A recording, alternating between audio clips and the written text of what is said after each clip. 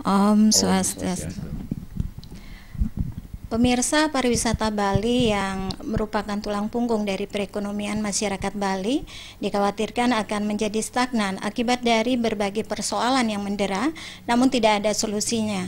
Nah, untuk mengetahui apakah pariwisata Bali dapat bertahan, bersama saya telah hadir akademisi pariwisata UNUD, I Gusti Agung Oka Mahagangga. Apa kabar, Pak Agung? Baik Bu Purnama.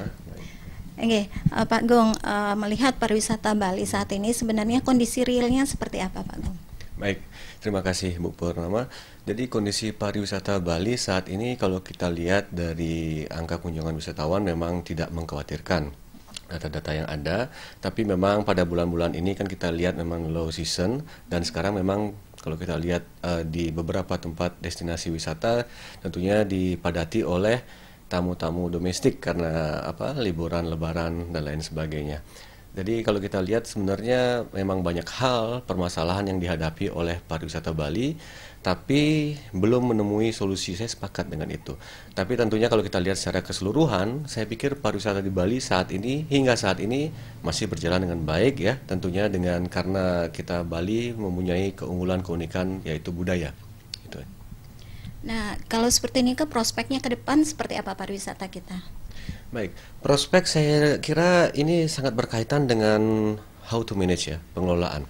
Pengelolaan pariwisata ini di Bali kan ini kita tidak bisa dipisahkan oleh suatu sistem ya. Sistem itu di sini ada kita lihat ada pemerintah, ada stakeholders, mungkin ada praktisi pariwisata dan ada masyarakat dan tidak terlepas tentunya adanya wisatawan. Nah, di sini dia. Jadi kalau sistem ini baik, bagus ya, tentunya pengelolaan juga bagus. Nah, saya rasa prospek pariwisata Bali saya optimis akan terus ya semakin baik karena seperti kita ketahui dari awal ini sudah isu puluhan tahun yang lalu Bali is very unique gitu loh, unik ya.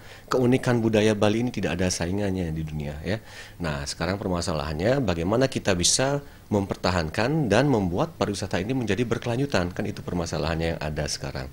Kalau kita lihat sekarang sebenarnya kita kembali ke basic deh, ke awal. Saya pikir para praktisi pariwisata hingga masyarakat awam udah paham ya. Jadi ada wisatawan itu kan sebenarnya mereka ingin melihat tiga hal poin penting. Yang pertama adalah adanya something to see.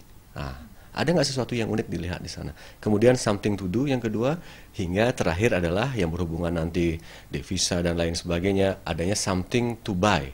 Nah, ini dia bagaimana ketiga faktor ini bisa berjalan dengan baik. Nah, kalau ini bisa berjalan dengan baik, ya tentunya pariwisata kita akan terus berkembang kan begitu.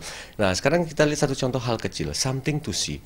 Seandainya something to see-nya ada sesuatu yang kita lihat, Pantai Kuta misalnya, atau pantai yang lainnya, atau gunung, atau Kintamani. Nah, itu sudah bagus. Nah, seandainya di sini misalnya ada seonggok sampah misalnya atau seandainya ada kasus kriminalitas atau lingkungan, nah ini dia, ini kan sudah mengganggu sekali ya.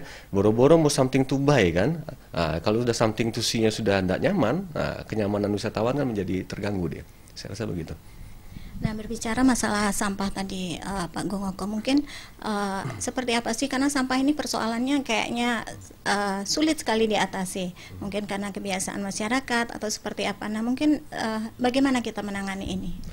Baik, untuk masalah sampah, saya pikir para ahli lingkungan ya dan para ahli ekonomi pembangunan pasti sudah sangat paham. Saya hanya ingin mengomentari dari sudut pariwisata sedikit. Nah, di sini kembali lagi ke konsep awal tadi. Kalau kita bicara something to see, nah ketika wisatawan melihat sesuatu yang indah ya, secara estetika, secara indah dan unik dan lain sebagainya, dia akan nyaman dan dia mungkin akan repeater ya, akan balik kembali. Nah, ketika dia sudah tidak nyaman, contohnya tadi adalah sampah, ya otomatis dia sudah tidak akan berkunjung lagi. Seperti kalau kita ambil contoh kasusnya itu tahun 2011 pernah majalah internasional kalau tidak salah Times ya tahun 2011 menganggap Bali itu sebagai neraka katanya karena banyak sekali sampah.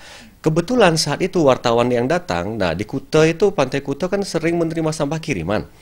Nah, kebetulan dilihat seperti itu ya udah dibilanglah Bali itu neraka, Bali itu sampah, padahal itu sampah kiriman.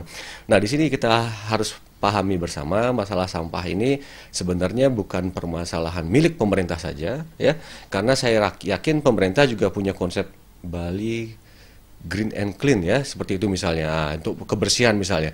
Nah, tapi kan itu tidak bisa berjalan dengan baik. Kalau secara substansi baik, tapi kalau untuk berjalannya harus mendapat dukungan segenap komponen masyarakat, kita bersamalah. Nah, saya ambil contoh sekarang. Kalau kita yakin nih bahwa pariwisata bisa memberikan dampak positif untuk sampah, coba kita lihat sekarang di hotel mana, akomodasi pariwisata lah, hotel mana di Bali yang tidak bersih. Semua hotel itu akomodasi termasuk restoran pasti bersih dia, karena higienitas itu sangat penting. Nah, ketika hotel nggak bersih, orang nggak akan ke sana. Disitulah berarti ada tanggung jawab, ada responsibility dari manajemen, dari pihak hotel hingga ke ya housekeeping dan lain sebagainya, hingga gardener semua untuk kebersihannya, karena ada keterikatan di sana. Kalau hotel saya, restoran saya nggak bersih, nggak ada tamu. Nah, sekarang bagaimana membawa pola pikir seperti ini ke ranah yang lebih luas lagi? Seperti di jalan raya. Masalahnya di jalan raya kan berbeda situasi kondisinya dengan di hotel. Nah, ini tidak semua orang bekerja untuk pariwisata, jadi cuek-cuek saja. Nah, di sini kita perlu kembangkan bahwa kita harus sadari bahwa pariwisata secara tidak langsung itu memberikan multiplier effect, efek domino. Mungkin tidak secara langsung kepada penjual bakso misalnya, kepada pedagang-pedagang kecil, tapi kalau tanpa pariwisata nggak akan, daya beli masyarakat nggak akan meningkat di sini, karena pasti akan berefek. Nah, ini yang kurang disadari bersama. Nah, oleh karena itu menurut saya pengelolaan sampah ini kembali ke pariwisata tadi, hotel, restoran sudah. Nah, sekarang tinggal destinasi-destinasi pariwisata. Terima kasih Niki Pak Agung atas informasinya. Nah, pemirsa, demikian tadi perbincangan kami bersama akademisi pariwisata UNUD, I Gusti Agung Oke Mahagangga, di mana pariwisata Bali akan dapat diselamatkan dengan kesadaran kita bersama untuk menjaga kebersihan lingkungan tentunya. Demikian laporan kami, saya Purnama dan juru kamera Indrawan melaporkan. Kita kembali ke studio. Om Santi Santi Santi Om.